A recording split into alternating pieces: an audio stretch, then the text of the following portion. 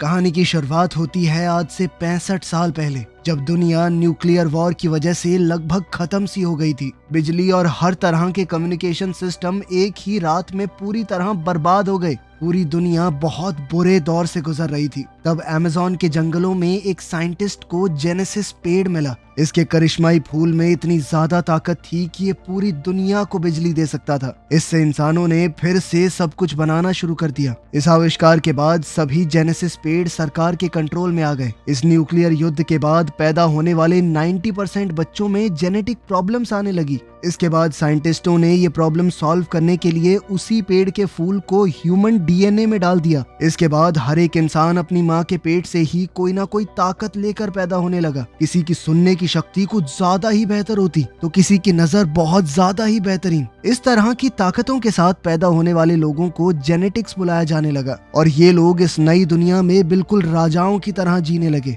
लेकिन लगभग 10% लोगों का इम्यून सिस्टम थोड़ा कमजोर था, जिससे उनके शरीर ने इस फूल को बिल्कुल भी एक्सेप्ट नहीं किया। इन लोगों को स्पेशल्स बोला जाने लगा और इन्हें सिर्फ छोटे मोटे काम दिए जाते, जैसे साफ सफाई, मेंटेनेंस वगैरह। अब हम जेनेसिस इंस्टीट्यूट में क्लोई को देखते हैं, जो इस वक्त एक स्टूडेंट बनकर क्लास ट्रिप पर गई है और उसका व्हील चेयर वाला पार्टनर लियोन सफाई करने वाला बनकर वहां आया। सबका ध्यान हटते ही लियोन ने एक डिवाइस की मदद से बंद दरवाजा खोला और प्राइवेट एरिया में घुस गया। मैप चेक करते ही उसे पता चला कि 2 गार्ड पास में ही खड़े हैं, तो उसने वहां पर एक छोटा चूहे जैसा खिलौना भेजा। गार्ड्स उसके पीछे गए, उसे पकड़ा तो उस चूहे के अंदर से स्लीप गैस निकली, जिससे दोनों गार्ड बेहोश हो गए। लियोन ने उनकी चाबियां ली, वेंटिलेशन सिस्टम तक गया और गैस का टैंक जोड़ दिया, जिसके बाद स्लीपिंग गैस ने पाइप्स के अंदर से जाकर साइंटिस्टों को सुला दिया। फिर उसने मास्क पहना और लैब में घुसने की कोशिश की, पर उसका कोड गलत निकला। उसने क्लोई को कॉल किया और सही कोड लाने को कहा। मेन लॉबी में क्लोई ने कुछ लड़कों को स्पेशल्स के बारे में बोलते सुना कि उन्हें तो मार देना चाहिए। क्लोई ने उनसे झगड़ा शुरू कर दिया। बाकी बच्चे भी उन्हें उकसाने लगे। एक गार्ड भाग कर आया। क्लोई ने बेचारी बनकर गार्ड से मदद मांगी और उसी वक्त उसकी जेब से नोटबुक चुरा ली। नोटबुक में उसे सही कोड मिला जो उसने लियोन को भेज दिया। कोड मिलते ही लियोन जल्दी से लैब में घुस गया। उसने अपनी माँ की पुरानी घड़ी निकाली, जिसमें लिखा था कि हम सब एक हैं, हम सब बराबर हैं। ये पढ़कर उसे हिम्मत मिली। उसने एक लिवर खींचा, मशीन खुली और अंदर जेनेसिस ट्री था। उसने एक पुराना हथियार लिया और शीशे के अंदर छेद करना शुरू किया। लेकिन जैसे ही वो फूल तोड़ने लगा, पेड़ ने बहुत सारे स्पाइक शूट कर दिए और अचानक से अलार्म बजने लगा। लियोन ने फिर भी फूल को एक ब्लू कैप्सूल में पैक कर लिया। अनाउंसमेंट हुई कि ये बिल्डिंग अब लॉकडाउन में जा रही है और सबको जल्द से जल्द बाहर निकलना होगा। क्लोई लियोन का इंतजार करना चाहती थी, पर गार्ड्स ने उसे बाकी स्टूडेंट्स के साथ बाहर भेज दिया। किसी तरह किस्मत से लियोन भी समय रहते बाहर आ गया। बाहर लियोन ने जानबूझकर क्लोई को टक्कर मारी और उसका टेडी बियर नीचे गिरा दिया। उसने टेडी वापस देने से पहले कैप्सूल को टेडी के अंदर छुपा दिया। जब गार्ड्स ने लियोन की जेब चेक की तो उन्हें सिर्फ एक घड़ी मिली। उन्होंने घड़ी पर लिखी हुई बात का मजाक उड़ाया और साथ ही लियोन को फ्रीक कहकर पुकारा। एक आदमी बहुत ध्यान से सभी स्टूडेंट्स को चेक कर रहा था, लेकिन उसने भी ये तो नहीं सोचा कि इस टेडी के अंदर फूल छुपा हुआ होगा। कुछ देर बाद क्लोई और लियोन सड़क पर बड़ी स्क्रीन पर न्यूज देखने लगे। सेनेटर फ्रैंक लोगों से कह रहा था कि पैदा होने से पहले ही क्यों, हम फूल का इस्तेमाल लोगों के जन्म लेने के बाद भी तो कर सकते हैं। इसके बाद फेमस सिंगर मीरा वहां आई। उसने अनाउंस किया कि वो बिना ताकत वाले लोगों की डिस्ट्रिक्ट में फ्री टूर कर रही है, ताकि सब लोग एक साथ मिलकर रहें। अपना हुलिया बदलने के बाद लियोन ने क्लोई को समझाया कि पॉलिटिशियंस और सेलिब्रिटी सिर्फ ड्रामा करते हैं, उन्हें हम जैसे लोगों की कोई परवाह नहीं है। अभी थोड़ी देर पहले सड़क पर एक हमारे जैसे गरीब आदमी को खाने के स्टोर से धक्का देकर निकाल दिया गया। तभी हम देखते हैं कि एक सफाई करने वाला आदमी खिड़की से कुछ मिटा रहा था। वहाँ लिखा था डेथ टू द जेनेटिक्स, जिसका मतलब था कि सब लोग जेनेटिक्स को देखकर खुश तो नहीं है। वहीं मीरा के मैनेजर ने उसे कहा कि हालात खतरनाक हो रहे हैं। स्पेशल डिस्ट्रिक्ट जहाँ पर वो 10% लोग रहते हैं जिनके ऊपर उस फूल ने काम नहीं किया, वो पहले से बहुत रिस्की है और बहुत ज्यादा भीड़ आएगी, इसलिए ऑटोग्राफ सेशन को कैंसिल करना होगा। मीरा को ये बात बिल्कुल पसंद नहीं आई। उसने कहा कि ऐसे थोड़ी आएगी एकता, मुझे लोगों के सामने जाना होगा, उन्हें अपने जैसा महसूस करवाना होगा। उसने इवेंट को कैंसिल करने से मना कर दिया। क्लोई और लियोन जब घर जाने लगे तो स्पेशल डिस्ट्रिक्ट के गेट पर गार्ड्स ने उनकी आईडी चेक की। लियोन शॉपिंग करने गया तब क्लोई टीवी पर फ्रैंक का इंटरव्यू देख रही थी। अब फ्रैंक बोल रहा था कि उसने ऐसी दवाई बनाई है जिससे वो 10% लोग जिनके अंदर ताकत नहीं आई थी वो भी अब इस ताकत को महसूस कर पाएंगे। उन्हें भी अब बाकी सब जैसा बनाया जा सकता है। क्लोई ये देखकर बहुत खुश हुई, लेकिन लियोन ने कहा कि ये सब झूठ है। फिर वो दोनों अपने घर गए एक छोटी सी वर्कशॉप में। क्लोई वहाँ पौधे उगाती है और लियोन कुछ डिवाइसेस बनाता है। लियोन फूलों से वो हिस्से निकालता है जिनके अंदर ताकत है और उनकी मदद से अपाहिज लोगों के लिए खास तरह के प्रोस्थेटिक्स बनाता है ताकि वो लोग भी एक आम जिंदगी जी सकें। क्लाइंट्स के पैसों से उनका रोज का गुजारा हो जाता है। क्लाइंट्स का काम खत्म होने के बाद एक आदमी ने जेनेटिक डिस्ट्रिक्ट से कॉल किया और कहा कि मुझे कुछ ठीक करवाना है। क्लोई ने मना कर दिया ये कहकर कि हम लोग कहीं जाके ठीक नहीं करते, दुकान पे ही आना पड़ेगा आपको।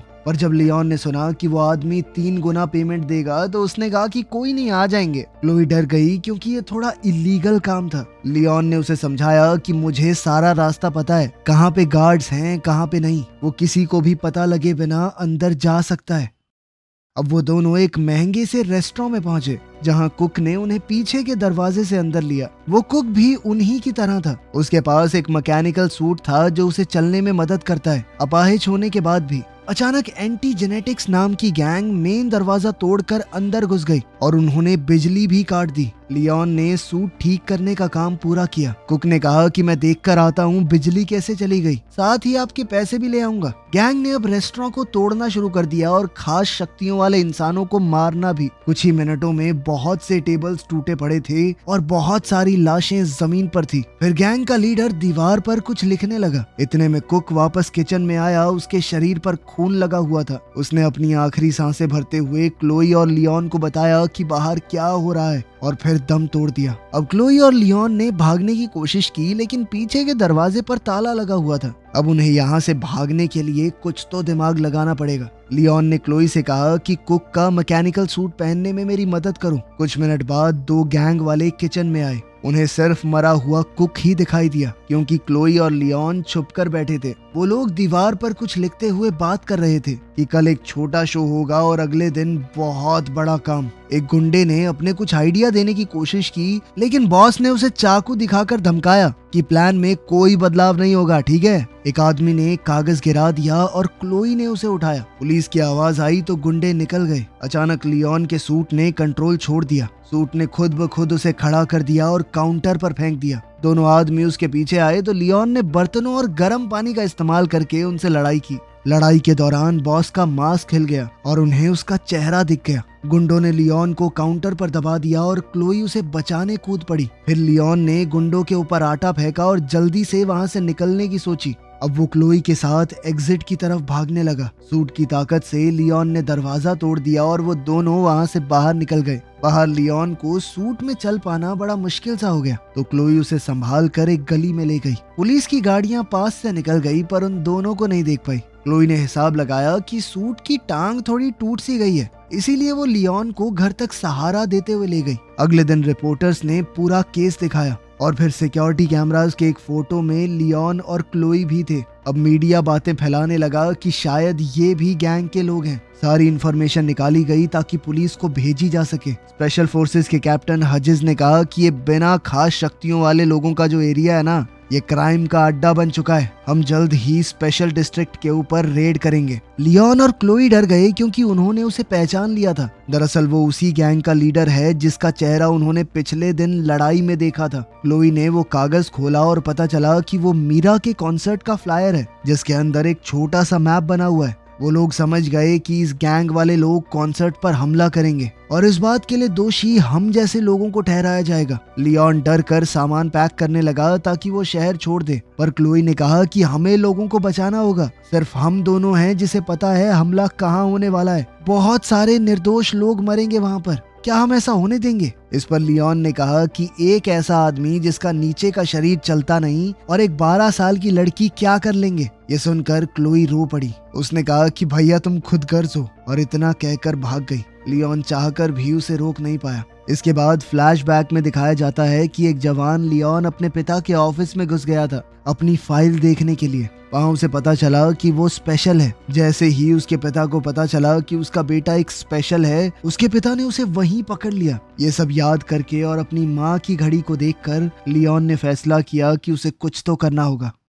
कुछ घंटों बाद क्लोई वापस आई और लियोन को सूट को ठीक करते हुए देखा। उसने लियोन की सूट पहनने में मदद की। लियोन ने अपने हाथ पांव थोड़े चलाकर देखे और कहा कि वो ह्यूजेस को पकड़कर उसके गुनाह कबूल करवाएगा उससे। लियोन ने कुछ अबाड़ कबाड़ चीजों से अपने लिए हथियार बना लिए और लोहे तक को मोड़ देने की अपनी ताकत दिखाई। क्लोई को सूट के अंदर कुछ खास तरह की तारें दिखी तो वो एक केमिकल बनाने दौड़ी जिससे सूट में लगे हुए हथियार एक्टिवेट हो जाएं। उसी वक्त मीरा स्पेशल डिस्ट्रिक्ट में कॉन्सर्ट कर रही थी। जनता उसे देखकर पूरी तरह बेकाबू हो गई। फैंस को लोग धक्का मारने लगे। सिक्योरिटी उन्हें जैसे तैसे पीछे कर रही थी। कॉन्सर्ट के बाद मीरा बस में चढ़ने जा रही थी, तब गार्ड्स ने उसकी सिक्योरिटी और मैनेजर को मार कर गिरा दिया। फिर रेबल्स ट्रक में आ गए और दीवारों पर अपना मैसेज लिखने लगे। हजिस ने मीरा को धमकाया कि चुपचाप हमारे साथ चलो वरना बुरा होगा। तभी लियोन वहां पर सूट और मास्क पहने आ गया। वो बालकनी से नीचे कूदा और सीधा हमला करना शुरू कर दिया, लेकिन क्लोई के केमिकल्स की वजह से सूट में पौधे उग गए। ये देखकर गुंडे हंसने लगे, लेकिन लियोन ने उन पौधों का ही इस्तेमाल कर लिया। एक आदमी गैस से गिर गया, दूसरा बेलों में उलझ गया। क्लोई ने एक चोरी की हुई गाड़ी से मीरा को आवाज लगाई, जबकि लियोन हजिस और उसके लोगों से लड़ने लगा। शुरुआत में तो लियोन बढ़िया मुक्के पेल रहा था, लेकिन फिर पूरी गैंग ने उसे घेर कर नीचे गिरा लिया। तब क्लोई ने गाड़ी से एक आदमी को टक्कर मारी। लियोन मौका देखकर गाड़ी में बैठ गया, लेकिन मीरा चीखने लगी। समझाने का वक्त नहीं था तो क्लोई जल्दी से गाड़ी भगाकर सबको वहां से ले गई। उन दोनों ने जल्दी से घर पहुंचकर दरवाजे बंद कर दिए। बाहर गैंग वाले उन्हें सड़कों पर ढूंढ रहे थे। वहीं टीवी पर रिपोर्टर्स बोल रहे थे कि मीरा को किडनैप करने की कोशिश की गई, लेकिन एक अनजान हीरो ने उसे बचा लिया। दूसरी ओर मीरा ने देखा कि लियोन घायल हो गया था। अब उसने जल्दी से लियोन के जख्मों पर मरहम पट्टी की और बताया कि मैं पहले एक डॉक्टर बनना चाहती थी। क्लोई ने लियोन की एकदम फ्लावर हीरो जैसी ड्राइंग बना दी, जो लियोन को तो बिल्कुल पसंद नहीं आई, लेकिन मीरा ने कहा कि नहीं है तो बढ़िया। अब लियोन ने मीरा को हजिस का सच बताया। इस पर मीरा कहने लगी कि देखो, अब मैं जल्द से जल्द घर जाना चाहती हूँ। कल मेरा एक इवेंट है फ्रैंक के साथ फैमिली सेंटर में। लियोन को लग रहा था कि एंटी जेनेटिक्स गैंग का अगला टारगेट फ्रैंक होगा। आज उन्होंने मीरा पर हमला किया था तो वो कल फ्रैंक पर जरूर करेंगे। ये गैंग जन्म होने के बाद लोगों में होने वाले एनहांसमेंट या बदलाव के खिलाफ थी। ये मानते थे कि जो जैसा पैदा हुआ है वो हो गया। मीरा इस सब के बारे में पुलिस को आगाह करना चाहती थी, पर लियोन ने मना कर दिया क्योंकि हजिस भी तो एक पुलिस कमांडर ही है। अब उन लोगों ने मिलकर आगे का प्लान बनाया। अगले दिन मीरा और लियोन फैमिली प्लानिंग सेंटर गए, जैसे वो कोई नया शादीशुदा जोड़ा हो जो अब बच्चे करना चाहते हैं। मीरा फेमस थी तो उसने डॉक्टर से कहा कि सर, मैंने अपॉइंटमेंट नहीं ली और ना ही किसी को आज तक अपने पति के बारे में बताया, क्योंकि मैं मीडिया से अपने परिवार को बचाना चाहती हूँ। लियोन ने डॉक्टर को जैसे तैसे मना लिया कि वो उन्हें अपनी फैसिलिटी का एक टूर दे। इस सब के दौरान लियोन ने बड़ी चालाकी से एक चाबी चुरा ली। फिर उसने वहाँ काम करने वाले लोगों का ध्यान भटकाया, ये कहकर कि मीरा अब सबके लिए परफॉर्म करेगी। ये कहकर उन्होंने सभी लोगों को एक कमरे में इकट्ठा कर दिया। तभी एंटी जेनेटिक्स गैंग के लोग आ गए और लियोन लॉबी में उनसे भिड़ गया। गुंडे उस पर टूट पड़े तो लियोन ने गैस बॉम्ब्स छोड़े, जिससे उनके मास्क तक पिघल गए। शुरुआत में लियोन बहुत बढ़िया लड़ रहा था, लेकिन वो लोग बहुत ज्यादा थे। उन्होंने उसे नीचे गिरा लिया और वो गुंडे मिलकर उसे मारने लगे। हजिस ने उसका मास्क उतारा और उसके चेहरे पर बार बार मुक्के मारने लगा। तभी अचानक फ्रैंक की सिक्योरिटी आ गई और गुंडे भाग गए। इस पर मीरा ने बताया कि उसने ही फ्रैंक को कॉल किया था, क्योंकि वो समझ गई थी कि गुंडे ज्यादा होंगे, लियोन अकेला नहीं संभाल पाएगा। लियोन ने पूछा कि गार्ड्स ने गुंडों को फॉलो क्यों नहीं किया, तो फ्रैंक ने कहा कि तुम हमारे लिए उनसे ज्यादा जरूरी थे। पता चला कि फ्रैंक असल में लियोन का पिता है। क्लोई ये सुनकर पूरी तरह चौंक गई। वो सोच में पड़ गई कि लियोन ने आज तक उससे झूठ कहा कि उनके पिता मर चुके हैं। वो नाराज होकर वहाँ से भाग गई। अब रिपोर्टर अंदर आ गए तो उन्हें देखते ही फ्रैंक का पॉलिटिशियन मोड ऑन हो गया। उसने कहा कि मेरा बेटा एक प्रूफ है कि जेनेटिक्स और ऐसे लोग जिनके ऊपर फूल ने काम नहीं किया, उन लोगों के बीच में गैप बहुत ज्यादा बढ़ गया है। इसीलिए कल वोट बड़े ध्यान से देना। एक हफ्ते बाद अनाउंस हुआ कि फ्रैंक के प्रोजेक्ट को लगभग सबने अप्रूव कर दिया है। बहुत सारी बसेस स्पेशल डिस्ट्रिक्ट में आई और सभी गरीब लोगों को शहर के बाहर एक मेडिकल कैंप में भेज दिया गया। इस ट्रीटमेंट के बाद उन लोगों के अंदर भी कोई कमी नहीं रहेगी, तो इसीलिए उनकी रहने की जगह यानी स्पेशल डिस्ट्रिक्ट को खोल दिया जाएगा। और सभी लोग आराम से एक साथ रहेंगे, कोई रोक टोक नहीं होगी बीच में। मेडिकल सेंटर में लियोन पूछने लगा कि क्लोई कहाँ पर है, लेकिन फ्रैंक ने बताया कि हम लोग उसे नहीं ढूंढ पाए। जब लियोन ने हजेस का नाम लिया तो फ्रैंक ने टॉपिक बदल दिया। उसने कहा कि तुम इस सब की चिंता मत करो, मैं बस तुम्हारा इलाज करना चाहता हूँ। लियोन ने याद दिलाया कि जब आपने माँ का इलाज करने की कोशिश की थी तो वो मर गई थी, याद है आपको? फ्रैंक ने माफी मांगी और ये माना कि मुझसे गलती हुई है। उसने बताया कि तुम्हारी माँ ने एक लेटर भी छोड़ा है, लेकिन मैं आज तक डर रहा था उसे तुम्हें देने से। जब तक मैं हिम्मत जुटा पाता तुमने घर छोड़ दिया था। अब लियोन ने लेटर खोला। उसकी माँ ने लिखा था कि मुझे तुम लोगों को छोड़ना पड़ा, उसके लिए मैं माफी चाहती हूँ। वो चाहती थी कि लियोन एक अच्छा आदमी बने, लेकिन उसे डर था कि लियोन के अंदर का गुस्सा उसके दिल को खा जाएगा, उसके अंदर कड़वाहट आ जाएगी। उसने कहा कि बेटा, लोगों को माफ करना सीखो, क्योंकि कोई भी आखिर तक साथ नहीं होता। ये सब पढ़कर लियोन अपनी माँ को याद करके रोने लगा। मीरा वहाँ आई और लियोन को ताजी हवा के लिए बाहर ले गई। बाहर घूमते हुए लियोन को क्लोई दिख गई तो उसने उससे माफी मांगी। क्लोई भी अपने भाई से ज्यादा वक्त तक गुस्सा कैसे रह पाती। फिर लियोन ने बताया कि मुझे लगता है फ्रैंक ने ही सारे हमले करवाए हैं ताकि उसका प्रोजेक्ट अप्रूव हो जाए, लेकिन उसे पकड़ने से पहले उन्हें उसके खिलाफ सबूत ढूंढना होगा। क्लोई को एक आइडिया आया और उसने एक आदमी से जिसके पास आई प्रोस्थेटिक है उसका कैमरा मांग लिया। उधर डॉक्टर्स ने अगले पेशेंट का नाम अनाउंस किया। उधर लैब में क्लोई ने वेंट्स में घुसकर रिकॉर्डिंग स्टार्ट कर दी। हजेस और फ्रैंक आपस में बात कर रहे थे। उनकी बातचीत से ये तो साफ हो गया कि उन दोनों ने मिलकर ही ये कांड किया है। अपने कुछ पेशेंट्स को बेहोश करते वक्त फ्रैंक अपना प्लान समझा रहा था। वो इन लोगों के दिमाग से एक खास तरह के जीन को निकालना चाहता था। फिर वो उस जीन को उन लोगों के अंदर इंजेक्ट करेगा जिनके अंदर खास ताकत थी। फ्रैंक इसे इंसानों का अगला एवोल्यूशन कह रहा था। फ्रैंक ने बताया कि इससे वो लोग और बेहतर हो जाएंगे, हमेशा जवान रहेंगे चाहे कोई भी उम्र हो। उसे स्पेशल्स यानी इन अपाहिज लोगों की कोई परवाह नहीं थी। इन लोगों का तो सिर्फ वो इस्तेमाल करना चाहता है उस जीन को निकालने के लिए। थोड़ी देर बाद क्लोई ने टेंट में सबको रिकॉर्डिंग सुनाई। मीरा रोते हुए वहाँ मौजूद सभी स्पेशल्स से माफी मांग रही थी क्योंकि उसे इस बारे में कुछ नहीं पता था। लियोन ने अपनी माँ के मैसेज को दोहराया कि हम सब एक बराबर हैं, हमारे अंदर कोई कमी नहीं है, इंसान हैं हम भी। ये बातें कहते हुए उसने सबको लड़ाई के लिए उकसाया। उसने कहा कि मुझे किसी भी हालत में मेरा सूट चाहिए। इस पर क्लोई ने बताया कि मैंने पहले ही स्टोरेज की चाबियां चुरा ली हैं।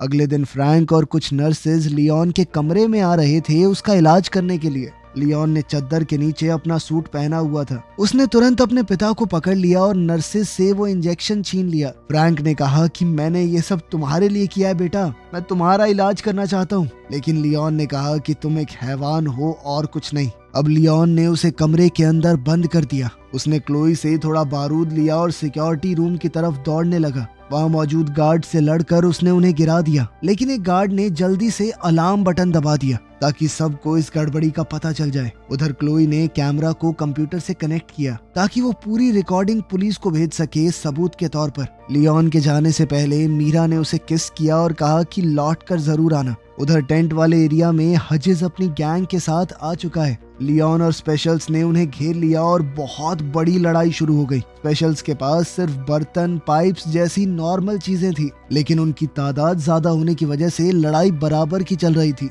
वहीं लियोन का सूट उसे एक वक्त पर बहुत सारे लोगों से लड़ने की ताकत दे रहा था, लेकिन हजेस ने बैकअप बुला लिया और हथियारों वाले बहुत से लोग आ गए। कई स्पेशल्स लड़ते हुए गिर रहे थे, वहीं लियोन हजेस से अकेले लड़ रहा था। कुछ देर बाद हजेस ने लियोन को नीचे गिरा दिया और लियोन ने भागकर बचने की कोशिश की। उधर सिक्योरिटी रूम में एक आदमी ने मीरा को गले से पकड़ लिया। तभी एक स्पेशल वहां आया और जल्दी से उस आदमी को मार गिराया। कंप्यूटर ने आखिरकार फुटेज अपलोड कर ही दी और क्लोई ने जल्दी से पुलिस को बुलाया। उधर लैब में लियोन अपनी जान बचाने के लिए रेंग रहा था। हजेस ने पीछे से आकर उसे मारा। अब टेबल्स और कंट्रोल पैनल के बीच में उनकी लड़ाई हो रही थी। लियोन ने जेनेसिस पेड़ की मशीन खोल दी और फिर एक चीज फेंक कर मारी जिससे शीशे के ऊपर क्रैक आ गया। उसकी इस हरकत के बाद तो हजेस ने लियोन को पकड़कर और मारा और उसे मशीनों के ऊपर फेंक दिया। इससे पूरा शीशा ही टूट गया। अब हजेस उसे मारने ही वाला था जब लियोन ने अचानक ही एक फूल तोड़ लिया। अब तक वो जान चुका था कि फूल तोड़ने से पेड़ के अंदर से स्पाइक निकलेंगे।